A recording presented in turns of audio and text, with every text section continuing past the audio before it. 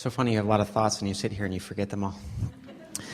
So my question has to do with what you were talking about earlier. By virtue of wanting something, it's a reflection of the fact that you don't have it. So how do you have something in your list of desires without the fact that you're backfilling your grid with the fact that it's not existent in your life? Perfect question. No better question ever. We don't know.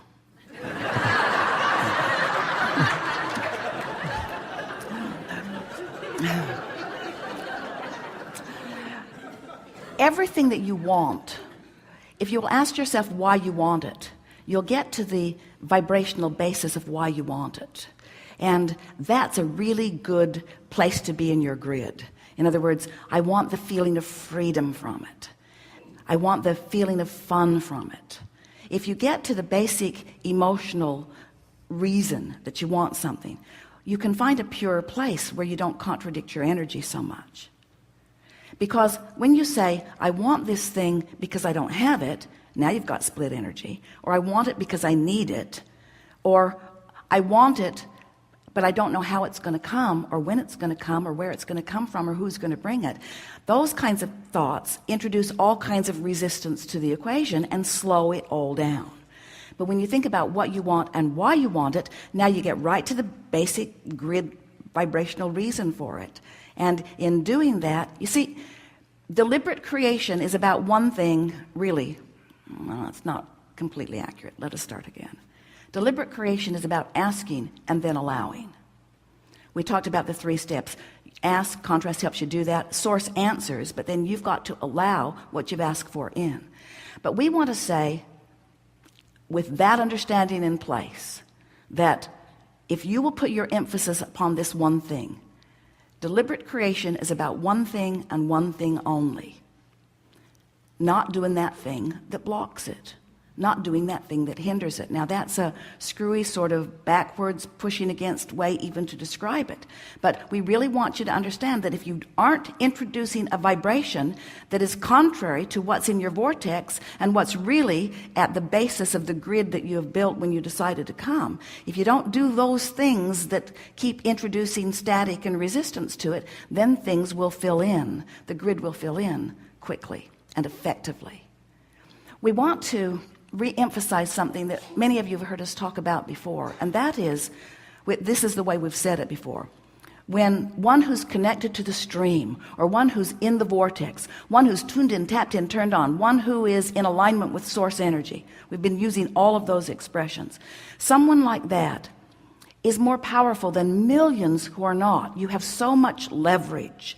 And today we want to explain that that leverage is about grids stacking up. In other words, your leverage is about having this basic knowledge of well-being and then just introducing more specifics to the well-being that are important to you without introducing resistance as you add the more specifics. Ooh, that was so good. And so as you get it, because people will say to us, well, Abraham, what do you want us to do? First you say, think about what you want and talk about what you want. And then you say, you have to get into the art of allowing. And then you say, don't push against anything. And we're sort of going crazy here. We don't know what we're supposed to do. Are we supposed to be deliberate? Or are we supposed to meditate and be in a state of allowing? And we say, there's 3 steps. Sometimes you ask and sometimes you allow. But we want you to be emphatic about the allowing and aware of which you're doing when you're doing it, you see. So it's a wonderful thing to say, I want something that I don't have. And it's even all right if it stirs up a little discord in you as you realize how much you want it and how absent it seems to be right now. But then your work is to put the emphasis upon the part of what you want that you've already got. And there is no situation ever that the part that you really want, even though it seems impossible, is something that you already do have. You just have to find the feeling place, the vibrational essence of it. And when you do, then the grid starts filling in with evidence that seems impossible, with evidence that seems amazing, with evidence that defies the logic that most humans are applying to all things. There is nothing that you cannot be or do or have once you establish the vibrational essence of it and practice it until you've made it your own. And the universe will fill it in with things that surprise and delight you beyond our ability to verbally describe to you. You see people who are masters of this or masters of that.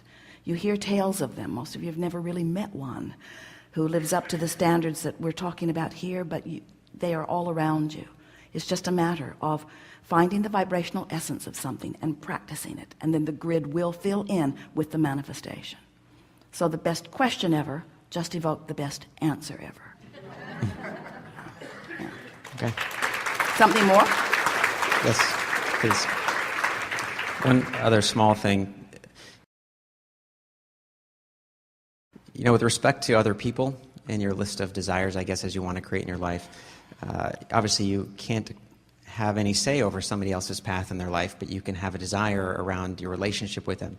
And so it sounds like, with respect to other people, you focus on your vibration and you just allow them to become whoever they're going to choose to be in that particular moment. Your power of influence is mighty, however, because for the most part, others have identical grids to yours down there at the basis. In other words, they want joy and they want to feel good. They want what you want. So when you find that and emanate it continuously, then the grid fills in with those who are a vibrational match. But what happens as time passes and you sift through data, and you know you prefer that to that and that to that and that to that, and you create all of these points of attraction, you put all kinds of things in your vortex that you want. That's really the point that we want to focus upon here. Because through life experience, if someone's rude, you know you want them to be nice. If you're rude, you know you want to be nice. If you are without something you want, you know that you want the presence of it. In other words, you are identifying all of that and creating this vortex of requests. And really, it's not just requests, it's a vibrational creation, because the inner being within you has already achieved that. You've already expanded to that place or to that point already. So now your work is to offer vibration that allow what's in your vortex to fill in. That's really a good distinction, isn't it? So hold this visual. Through life, you've been through what humans want to call trial and error. We never see error. But through exposure to life, you put all kinds of things in your vortex. In other words, you cue them up, and your inner being literally becomes the vibrational essence of them. So now here's a visual that we think will be helpful to you. Now, as you put your emphasis on step 3, which is your vibrational emotional grid, as you do good work and find that good feeling place, often things that are in your vortex start filling into your grid. In other words, that's where they come from. Everything, all the specifics that begin filling in are things that you have already specified through the life that you've been living. Don't you love that? In other words, it's not somebody else creating your reality. You have created your reality. Now you're letting the reality that you've created in. And you're letting it in the perfect timing. You don't want all the food that you will ever eat to show up today, do you? You don't. You don't. You want it to come incrementally, and you want it to delight you, and in some cases even surprise you. So you've been putting things in your grid for a very long time. Some of it in your vortex for a very long time. Some of it even before you came into this physical body. And now, as you put the emphasis upon the allowing part, on the doing good grid work, as the grid fills in, you will recognize your part in it. And it's such an interesting thing, because that's where the perpetuation of worthiness begins to happen. You just can't move through life and identify what you want and then have things happen that in many cases seem miraculous as they occur, without beginning to gain your confidence and your sense of well-being and your sense of worthiness.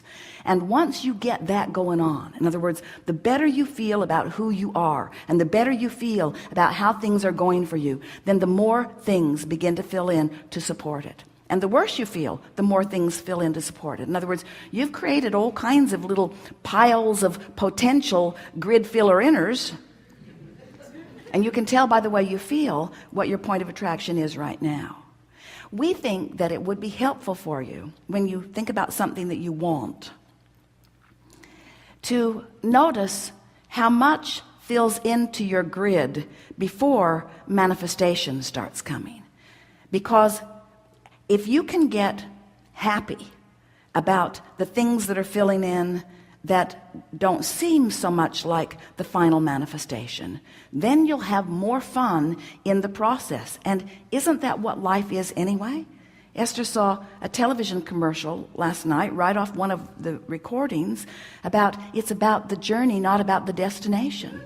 It's about the journey, not about the destination. And the grid filling in, that's the journey. Oh, the contrast, that's the journey. The putting stuff in the vortex, that's the journey. But the grid filling in, that's when the journey really starts feeling sweet. When things come to you and you feel your goodness in the allowance of them, you see.